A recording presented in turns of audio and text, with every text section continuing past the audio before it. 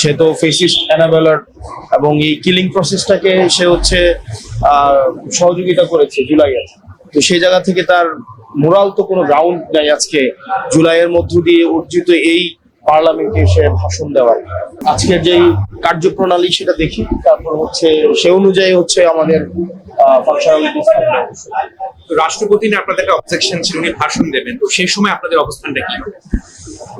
রাষ্ট্রপতি তো তার শপথ ভঙ্গ করেছে এবং সে তো ফেসিস্ট এনাবেলার এবং এই কিলিং প্রসেসটাকে সে হচ্ছে সহযোগিতা করেছে জুলাইয়ের।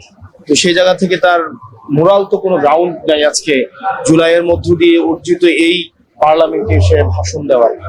দেখি আমরা সাংগঠনিক ভাবে বা আমরা এজ এ দলগত ভাবে আজকে আমরা কি স্টেপ নেই। আমরা দেখতে